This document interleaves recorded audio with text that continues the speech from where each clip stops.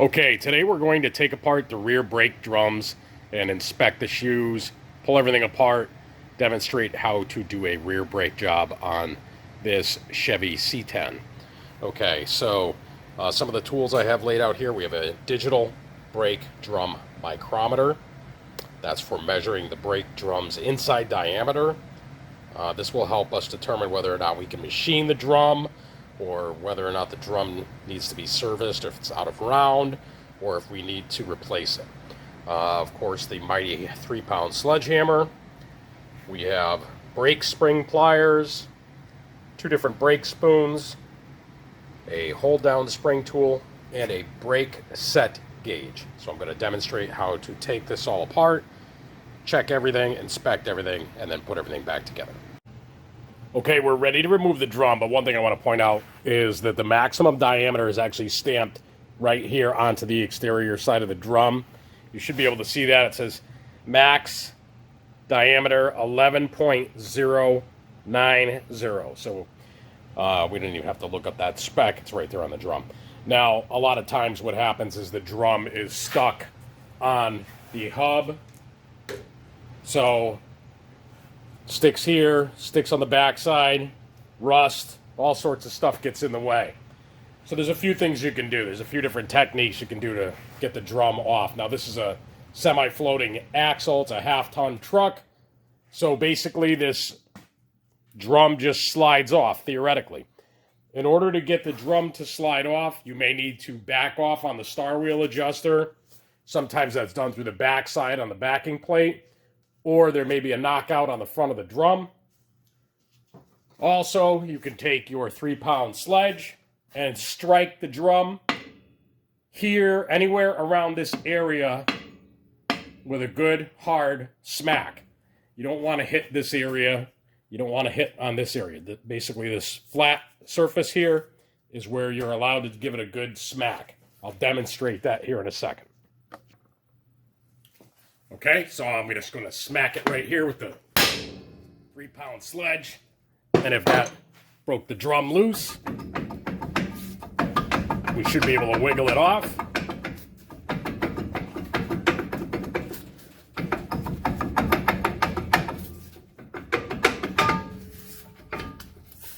Watch your fingers.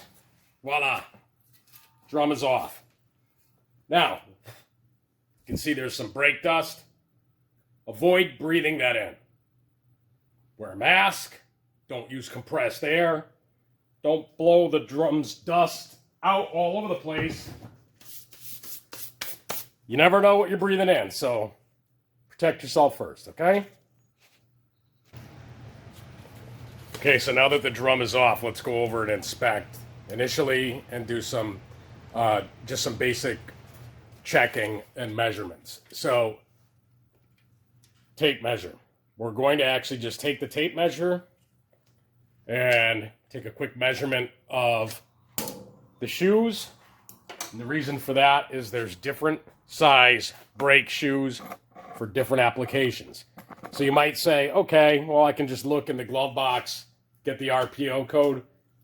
We often find that those are missing. So if we measure here, these shoes are 2-inch, okay? And essentially the diameter here can be measured out, but we already know what it is because it's stamped on the drum. Okay, but these are 2-inch wide shoes. Now we know that there's much larger shoes for the heavy-duty applications. This happens to be a light-duty braking system. I prefer the heavy-duty ones. They work better, they feel better, but we're going to go with what this is. A couple other things I want to point out. I already mentioned the brake dust. Some people go crazy with this brake clean. It's expensive. It says right on the can it'll basically kill you if you huff it. If you breathe it in, inhale it, you don't want that stuff in your lungs.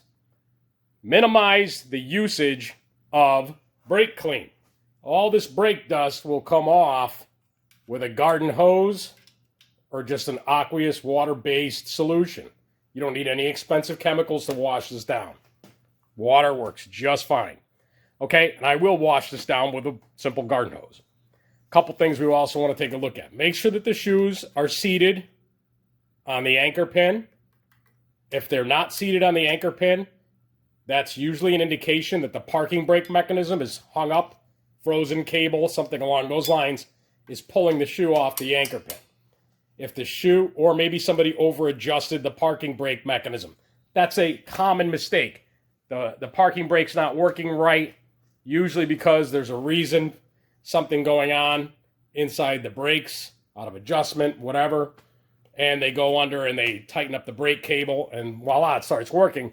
However, now it's affected the base braking system by yanking the shoe off of the anchor pin and affecting the overall operation of the brakes. They can't operate correctly if they're pulling away from the anchor pin. Okay, so let's take a look at what some of these things are. This is the star wheel adjuster and self-adjusting lever. Return spring, another set of return springs, the mechanism for the parking brake, and the strut right here. Okay, and then the return springs for the primary and secondary shoe. So this is a Duo Servo brake drum system.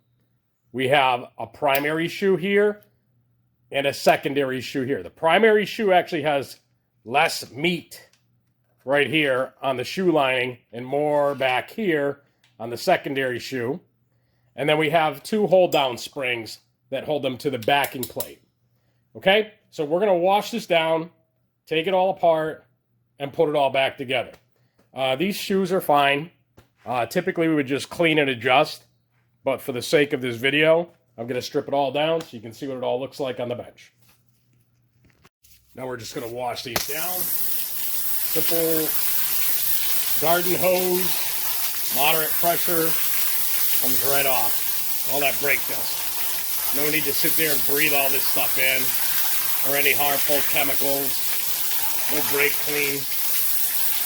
Okay, the only time you really need that stuff is if there's axle grease from a leaky axle seal or something like that, contaminating everything, and you're trying to break that down, but brake dust washes right off.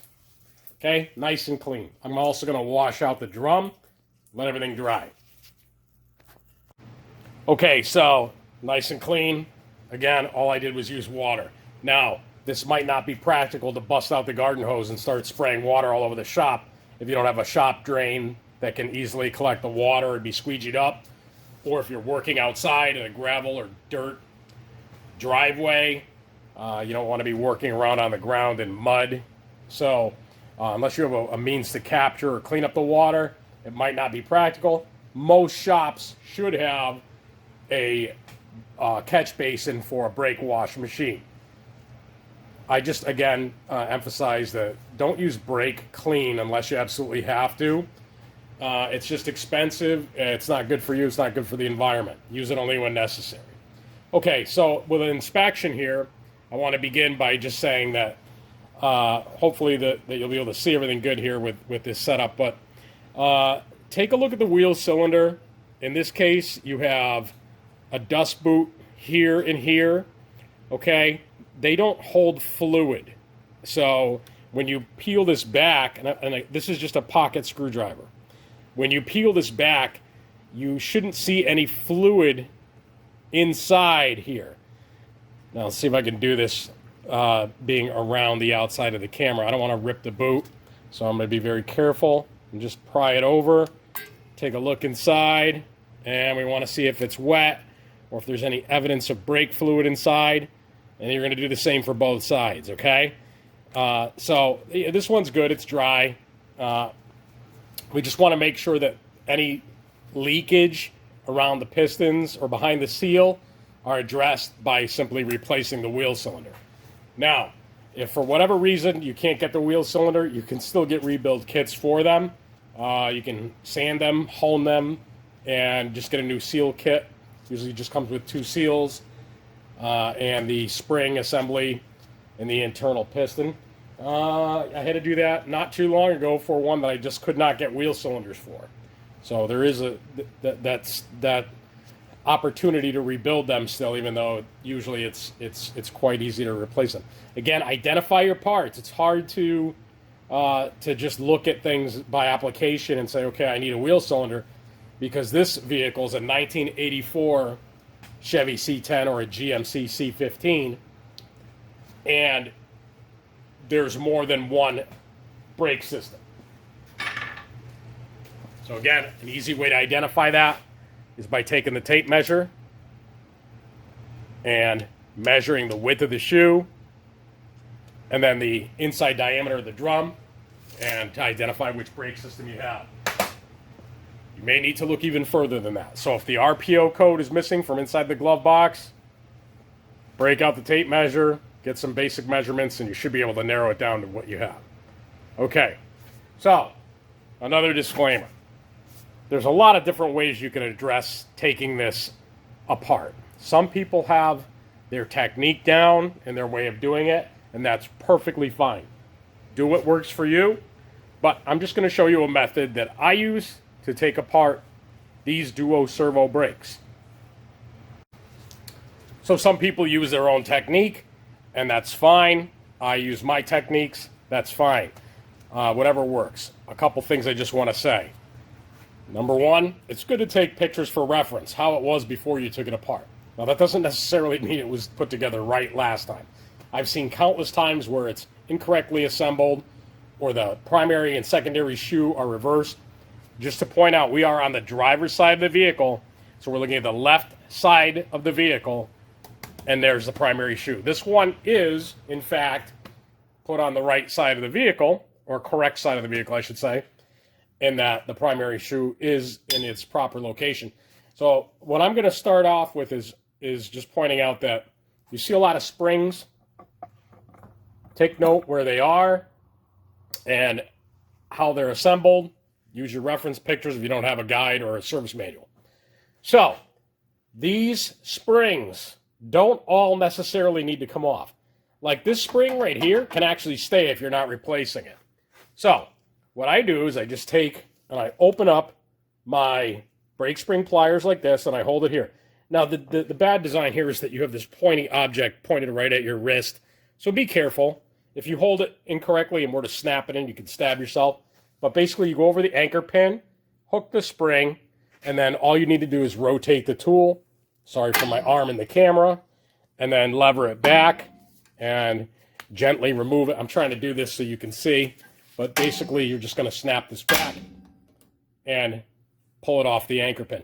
Now, notice I'm wearing gloves, safety glasses. You can just simply unhook this primary shoe return spring and lay it down on your workstation. This spring here attaches to this metal hook.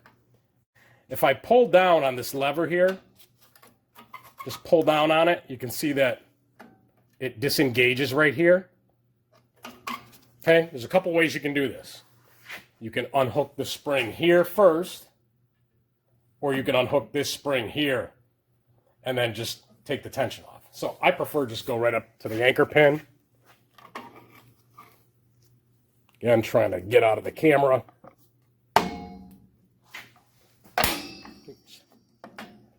Let me move the camera out of my way here.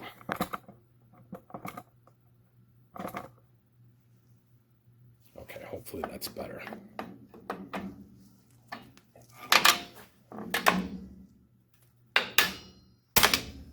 Okay. So now that's up out of the way. I can just push this down. Now I don't have to unhook this spring and fight with it because it just came off.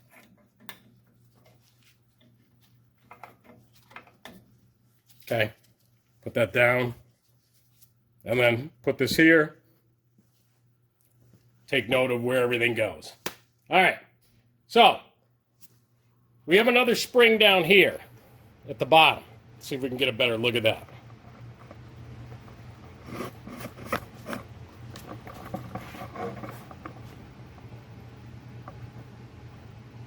Okay.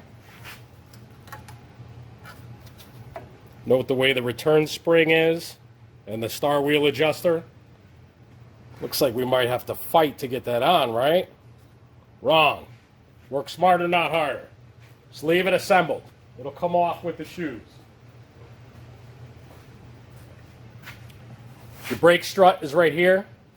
You can actually remove that if we want now. Just grab the shoe, slide it forward, take it off. Note the direction it goes in the spring. Okay, if you want to just keep everything laid out the same, that's fine. Put it down on your bench. Hold down spring and anchor. All we need is one of these tools. It's got a little window in it so you can see. And if you look inside here, I'll try to get a better shot of it in a minute. We have basically a cross. I'm going to hold the back side here so the pin doesn't move. Depress, give a quarter turn, and the spring and cup come off. All right, hopefully you can see that.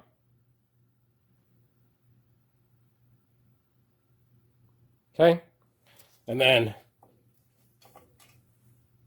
the flat spot. So essentially it goes in and turns from the back side. Okay, so when we come through the back side, we have to line up the flat. You look through the little window there, line it up, push in, give a quarter turn, and it drops into that little detent there. Hopefully you can see that. Okay? All right. The left and right side are different, so pay attention to it. We're going to do the same on the other side. Hold the back. Push in, quarter turn. It's released. Okay? Remember what I said earlier about this spring can stay? I mean, unless you're replacing it, it can stay. This little lever on the back here hooks in.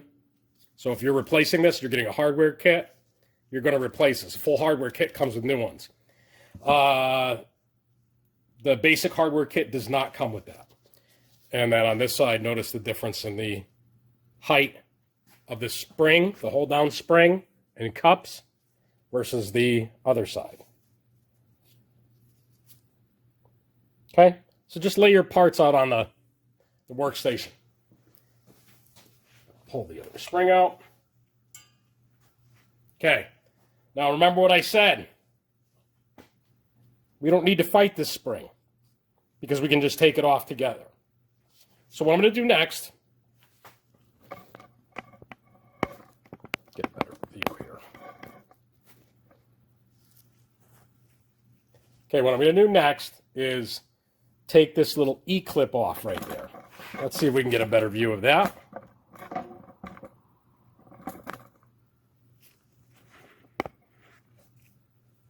Okay, there is a little E-clip right here that we need to pop off. And sometimes it's a horseshoe clip. It looks like a horseshoe. You just have to manually squeeze it or open it. I like to use, I'll show you them in a second here. I like to use just basically external snap ring pliers for the horseshoe clips. Or in this case with the E-clip, a pick tool, pocket screwdriver, whatever you can do to get in there and just kind of pop it off. You just get in that little groove channel. Hopefully you can see.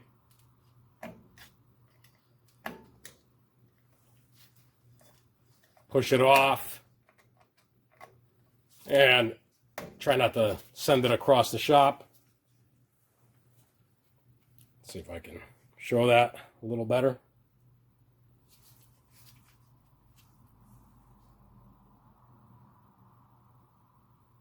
Okay, and that's the E-clip for the brake, parking brake assembly.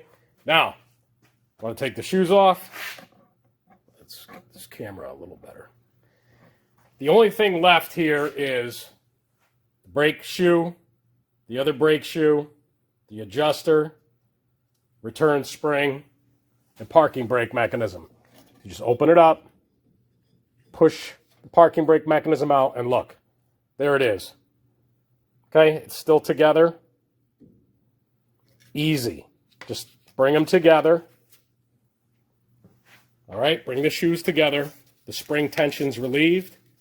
You can pop the star wheel right out. And you're not fighting this spring. Okay? So it just goes like that.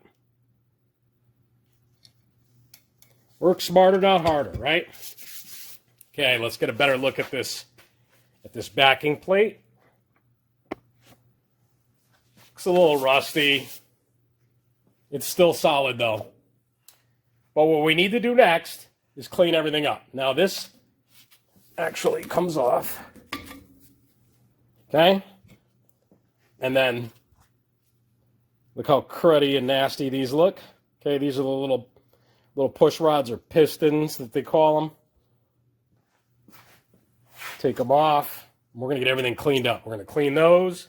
We're going to clean up the primary points of the backing plate that are called the lands. There's 1, 2, 3, 4, 5, 6 lands, and 2 spots here where they contact the anchor and the backing plate. They should be lubricated.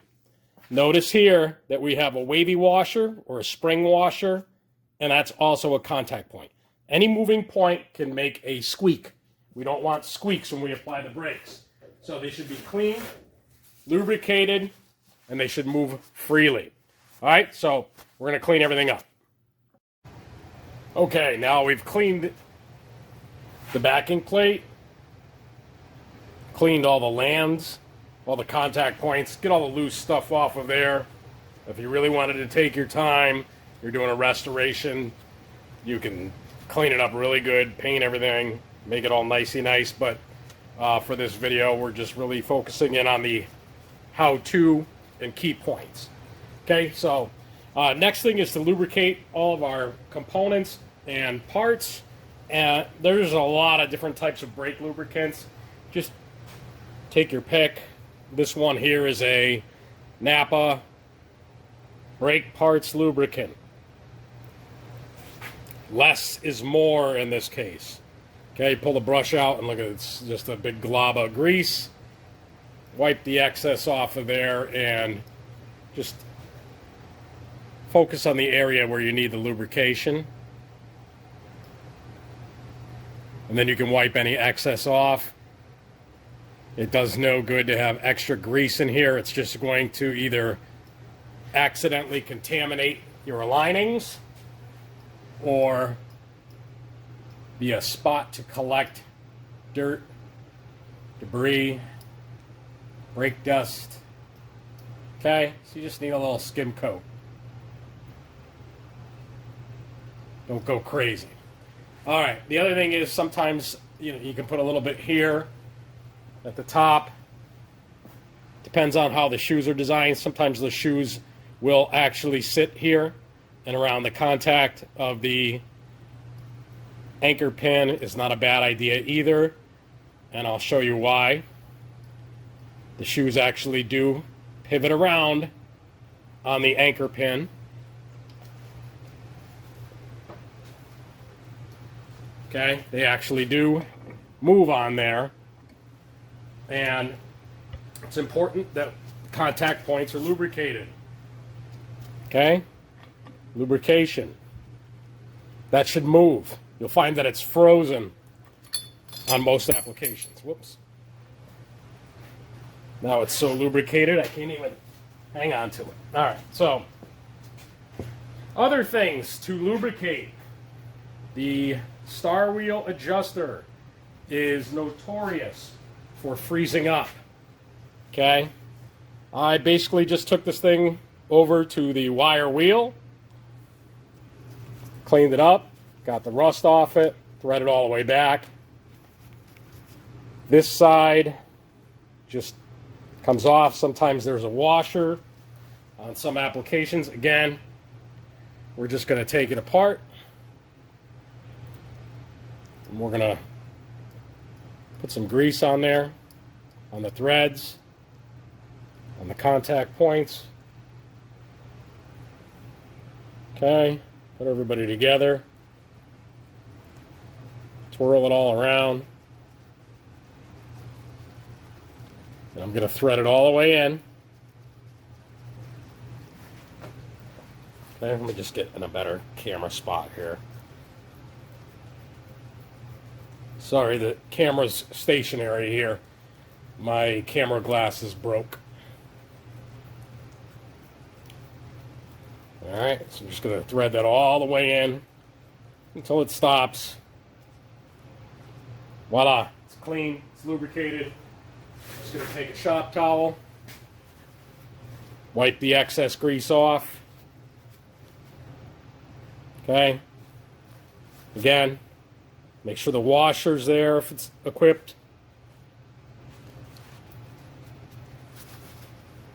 Make sure everything moves freely by hand. Okay? Then wipe all the excess off. We don't need extra grease. Less is more in this case. Just go around anywhere you got excess, wipe it off. Show that you care about the work you do. Doesn't take much more effort to make sure things are neat and tidy. Okay, for our parking brake, as I said earlier, this contact point as well. A little glob on there. Smear it in, work it in, and then get rid of that excess. All right, so what's next? Well, let's start reassembling things. So, for our push rods for our wheel cylinder, I just took them to the wire wheel, cleaned them up, make sure that the horns are pointed up and down, okay, because they engage into the shoe.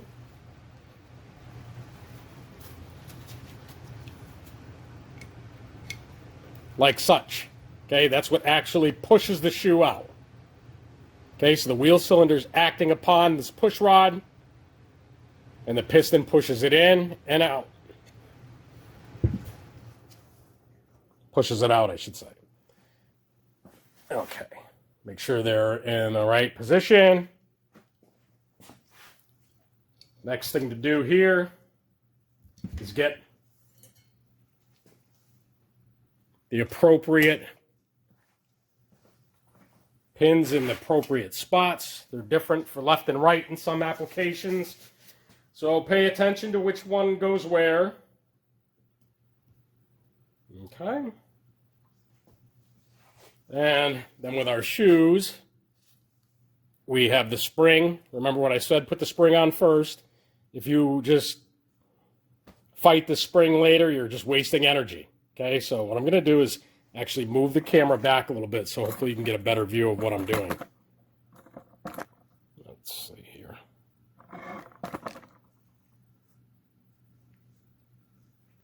All right.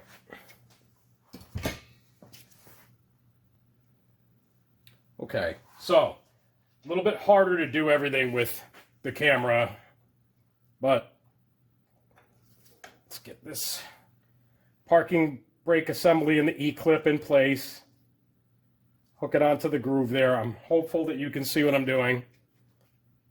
And then I'm just going to take a small pair of channel locks.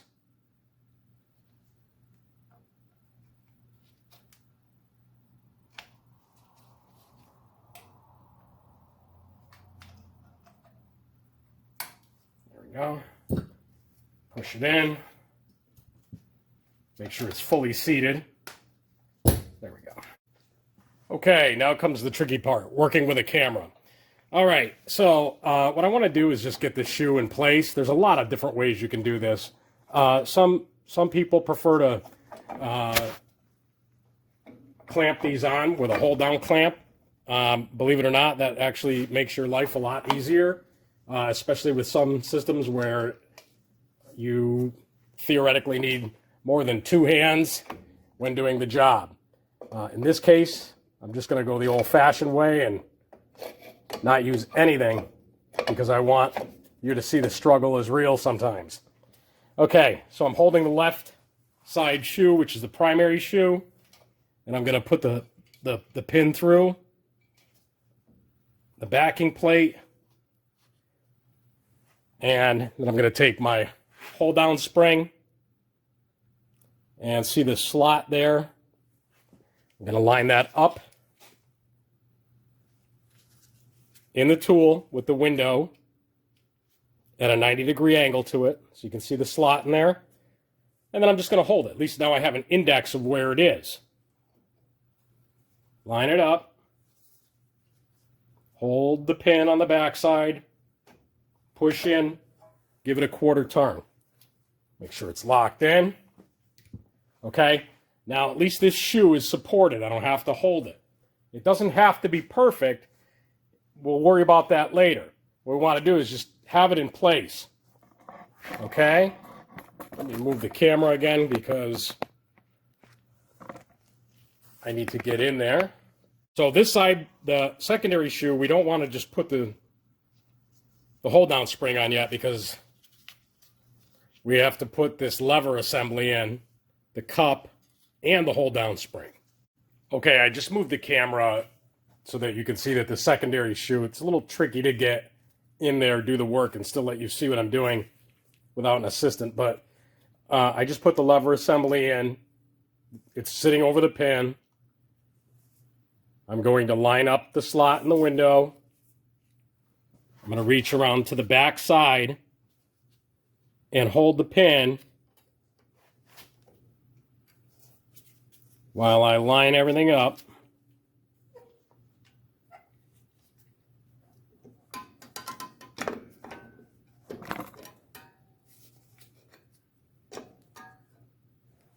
There we go. Okay, so the hard part's over. The shoes are up there and being held in place by the hold-down springs. I need to adjust the camera. Okay, readjusted the camera here. Hopefully you can see now that the primary and secondary shoe are held to the backing plate by the hold-down springs. Okay, so the shoes will move around. Okay, they're all loose. Everything's loose because we don't have everything in place. That's how we want it. So we want to put this strut in with the spring. Basically, we slide it in behind the axle hub. And now we need to get a line in here. Okay, so my preference is to start with the secondary shoe now. All right, get this fitted on. Slide it up over and onto the, don't forget this. Okay, slide it up on and over. No battle to be won there. Okay, and what this is going to do is provide some tension on this shoe for us. So we're going to put this spring on first. This is the secondary return spring. Hook it in and lay it over. Now we need our handy dandy little brake spring tool. So basically what we need to do is hook on right here.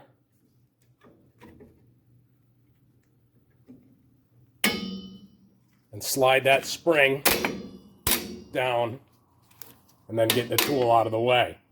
Okay? Okay, so now that we got the secondary shoe return spring in, we want to put this little baby spring in under the adjuster lever.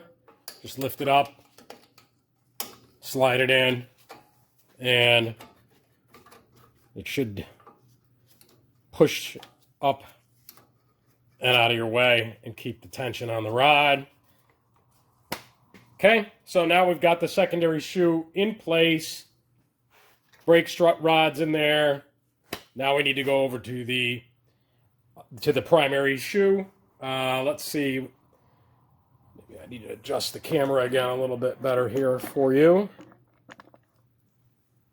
All right, so primary shoe return spring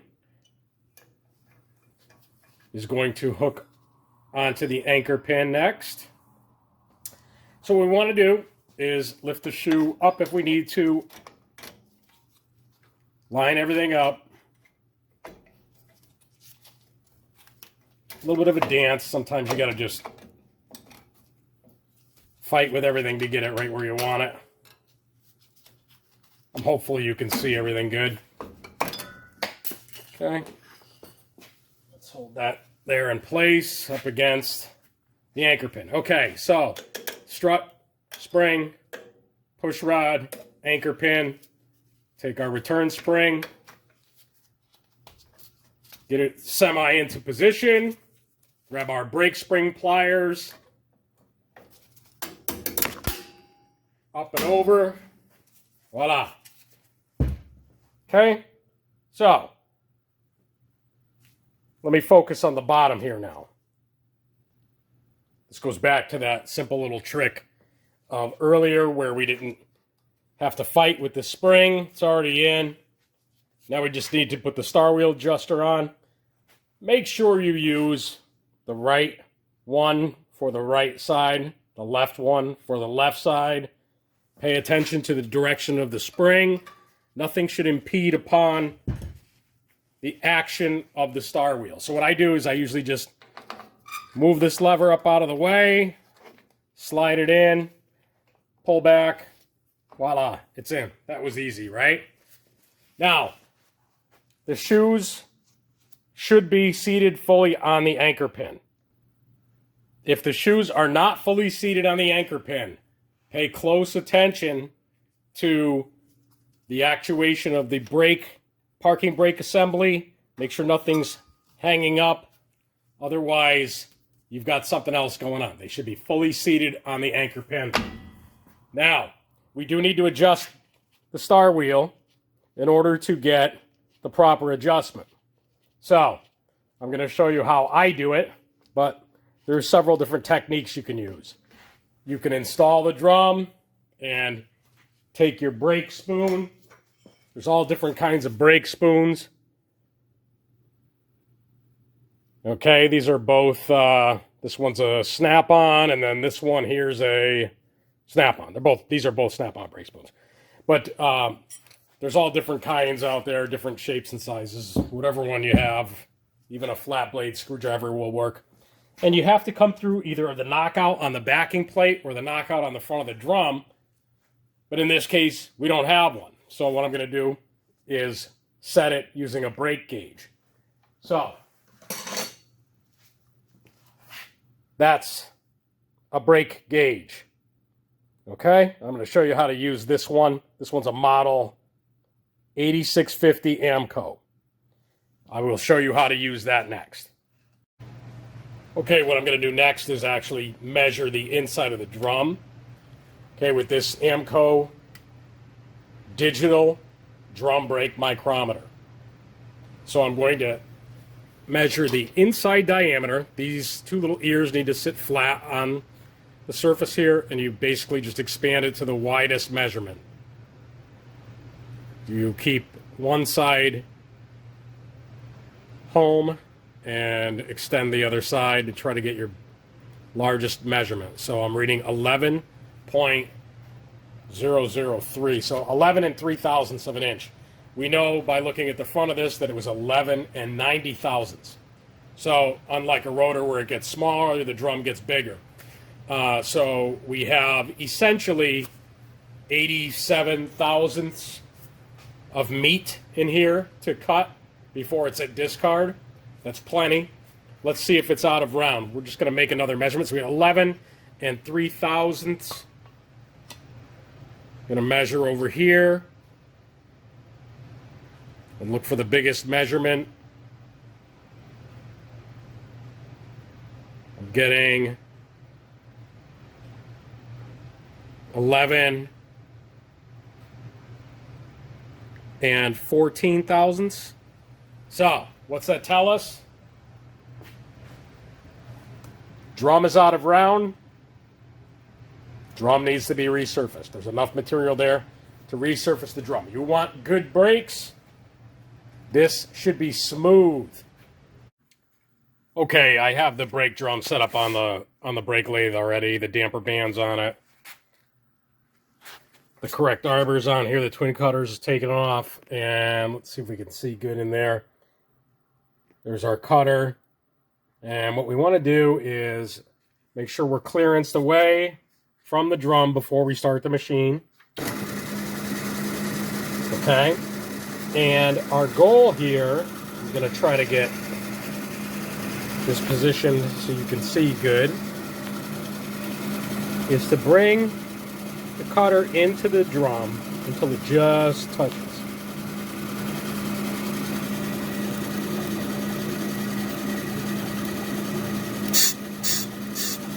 Okay, you can see it just, or you can probably hear even, that it just kissed the drum. And what I'm going to do is move the drum in until we get just into the corner.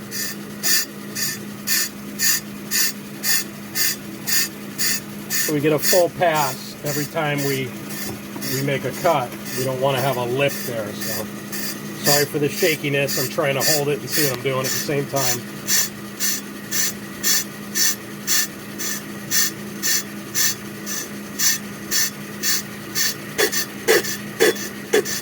Okay, you hear the sound there, that's just hitting the edge of the drum, so we'll back it off just a little bit. And we're going to set our first cut at 8 thousandths. We're going to lock the screw. There we go, a little focus, sorry. And I'm going to engage the feed for a fast cut. Okay, we're going to let that go all the way across the face of the inside of the drum. And then when we're done, we'll take another look and make sure it's true. If it's true, we will do a slow finish cut. Okay, we just finished our fast cut. Let's see how it looks. Looks like we don't have any spots that were missed. Cleaned up pretty good. So we're going to go ahead and do a slow cut. All right, so we turn the machine back on. And over here, you can see the speed adjustment. You loosen the thumb screw with the machine running. I'm going to bring this down to a speed of 4. Lock the thumb screw. Okay. And we're going to bring the drum back in. All the way into that corner again. When we get close to the corner, you want to go slow so you don't ram the cutter into the side of the drum.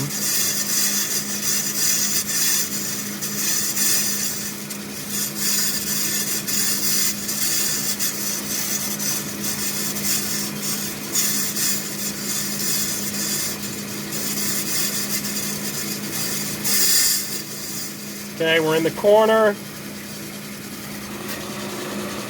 I'm going to unlock the screw and turn the lever back just enough to take off 4 thousandths of an inch. I don't like to take off any more than 4 thousandths on that slow cut.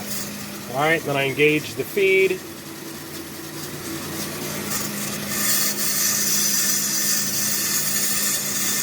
And the slow cut takes a while, so I'm going to stop the video here.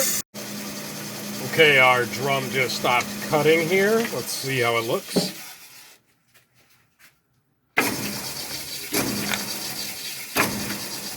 Get some of that metal shaving out of there. Okay, looks beautiful.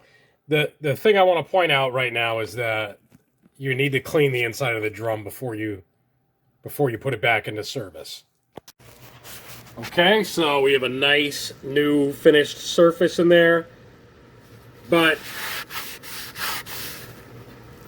you can see just machining it isn't good enough. You need to clean this. Okay, again, you can just use water and then dry it. But if you're one of those people that loves brake clean, by all means. I just, as I've already stated, prefer to minimize my exposure to brake clean. All right, so once I clean this, we're going to use the brake gauge and set it and install it. Okay, nice and clean. Gonna take the brake gauge, get that set. Just like I mentioned earlier, you want to make sure that it finds the wide spot there. Lock it in. Okay, that's set. Now, we wouldn't be doing our job correctly if we didn't double check our measurements. Okay, with it at home, we're at 5 inch. We are at 11 and 15 thousandths, which is plenty in spec.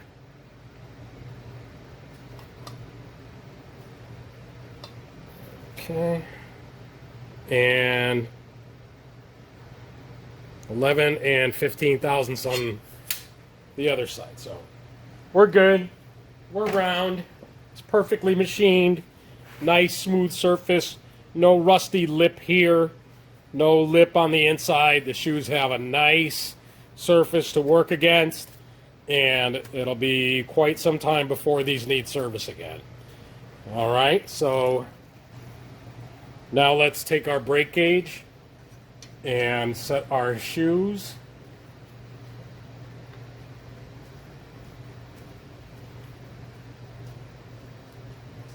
Till we have just enough drag to where they touch. Okay, it's just about there.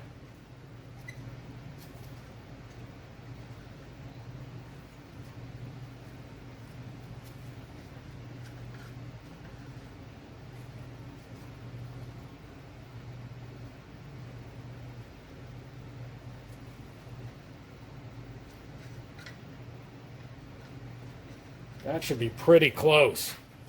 Now, if we need to fine tune it, take the drum on and off a few times, it's not a big deal.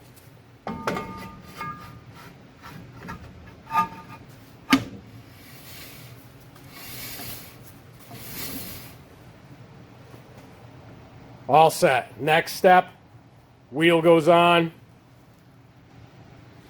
We're going to make sure we use a torque stick extension here, rated under the torque value of the lug nut.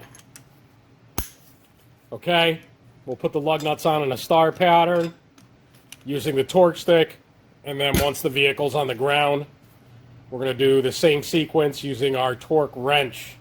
Okay, always torque your fasteners in sequence to specifications. Okay, so what we want to make sure we do last is start all of the lug nuts by hand. Don't start them with a power tool, okay?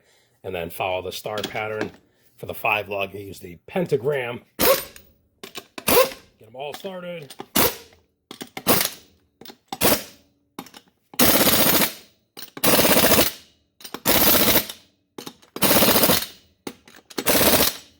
And what I want to point out is that the torque stick is very important because the impact gun, this is a snap-on impact gun. It's capable of putting out well over 300 foot-pounds of torque.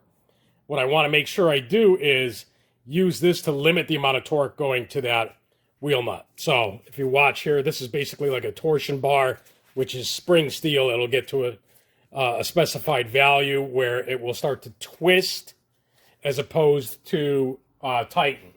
The ratings are always stamped on the torque sticks as well. So they're a great tool to use for installing lug nuts. Must have for any mechanic. As you can see, I cannot over tighten the lug nuts using the torque stick.